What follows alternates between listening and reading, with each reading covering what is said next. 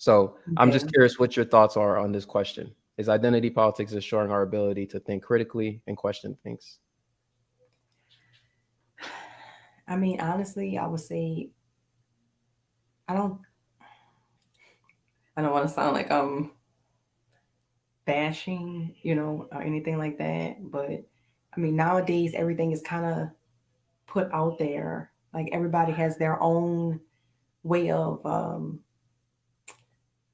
like with the letters, like with that community with all the look, I'm not trying to get in trouble by saying, something specific, See, but right? You're This proving is this question, crazy. right? You're literally proving the I'm question probably, The right fact that now. this is yeah, happening right now is crazy. I'm You're probably literally proving the proving the point. question right now. Yeah, but I mean, it is true. Like even like I look on YouTube, I came across a bunch of like TikTok videos, and it was about people who felt like, they should be proud to be fat. Nobody should have anything to say about that or make them feel indifferent about it.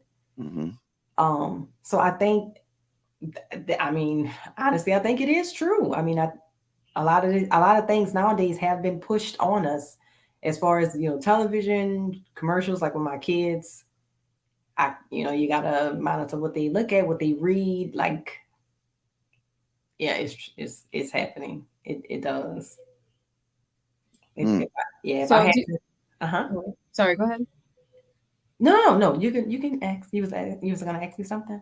Yeah, I wanted to ask you, like, because nowadays, like, it's almost, especially if your kids are like going to public schools or schools in general, Yeah. it's like hard to, like, not like it's hard to incubate them, right? And so, Mhm. what do you think? And maybe I don't know if this is the right time to ask this question, but what do you Yeah. think is the best way to kind of like talk to your kids about this? Do you get ahead of it, or you do just like wait till they bring it up? No, well, at this point, it's like not even well, okay, so like I'm 40, right? So when I was in school, when I was watching cartoons, a lot of the stuff that's out now was not televised when I was watching cartoons. Now everything, like my daughter's, she's watching little shows and stuff like that, and it's all there. Like nothing Right. is hidden. Some things like back in the day was like on TV, but it kind of went over our heads as kids. Now nothing is like really going over your heads. Like there's even TV commercials with stuff on it, so it's just clear as day. Yeah. So when it presents itself, I just discuss it, you know, with my daughter. And of course, when she got into school, she would come home, and some of her friends would, their households were set up differently from our households. So, and I'm still trying to like be mindful of what I say, y'all. I just don't want to, say something to offend anybody. Man, you better talk, man, because I ain't finna be the only one up here telling the truth. You ain't finna give me flag. You know what I'm I'm saying? Everybody can go sorry. down if I go down. I'm just like, oh my God, But yeah, so I mean, whatever questions she have, I answer the questions. I do express to her in this household, it's not looked at as normal, Mm-hmm.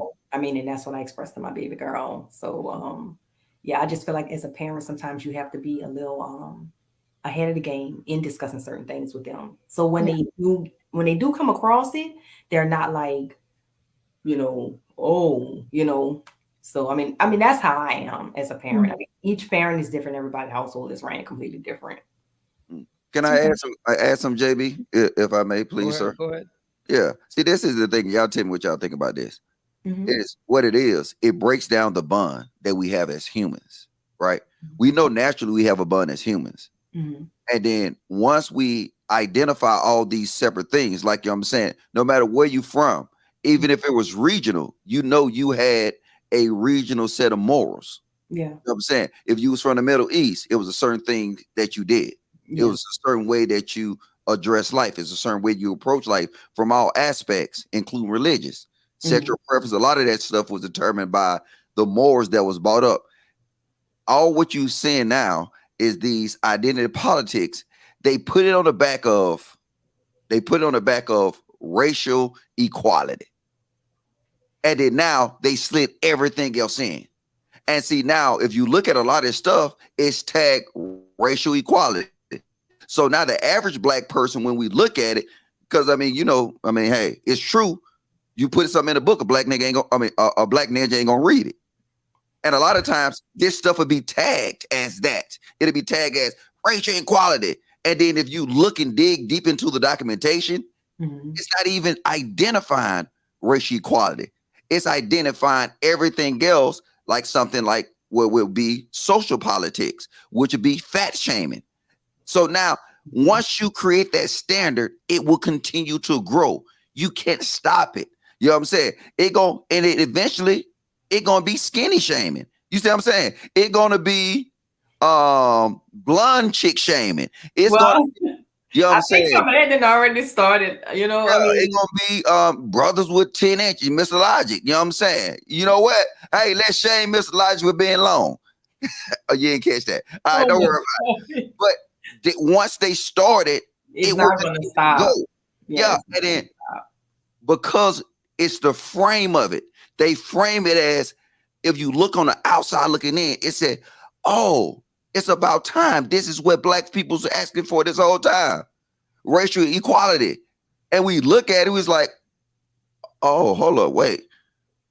But you only said black one time in this whole documentation. Ooh, don't let me, man, look, I'm gone, bro. I ain't got time for this. Look, I'm gone. Shit. I call me later, JB. When Nah, you cooking, Logic. You cooking. Listen, y'all touch on a lot of things that I was gonna say. I think the main thing, in fact, this is actually one of the reasons why I made this basically the first question, is because I expected this to happen, and it kind of proved the point, right? When you start being unable to even have a conversation, right? You realize like people are walking on eggshells. People are like, it's like a minefield for a lot of people. And I don't blame you for being extra careful, because I understand the cancel culture. Just like the guys with the Me thing. I mean, if so what? Just like guys, like nowadays with guys with like the whole Me Too thing, or even just guys being in the gym. If you're in the gym and a young lady just happened to look up and catch you looking at her, all of a sudden you're a pervert. Like, oh, yeah. You know what I mean? Like, things can just happen so quickly, and especially like nowadays, if you say something and we are on, like a podcast, well, this is going to be televised. You say the wrong thing, like even if your employer or one of your coworkers come across it, they could be offended by what you said and take it back to somebody else. So, and I agree with you, right? But see, this is where I feel like we got to take a stand, right? We got to take a stand. Like for me, if you want to cancel me. You're not going to stop me from, like sharing my perspective, because so here's what has happened with identity politics, right? What has happened with it is that, and Logic kind of touched on this, is once you, attach yourself to all these different boxes, right? So you say, I'm black, I'm queer, I'm non-binary, I'm whatever, right? I use this and that pronoun. Once you start doing that, and then immediately there's this idea that by you even like having all these identities, the more of them you have, the more of a victim you are. That's actually the most absurd thing about identity politics, right?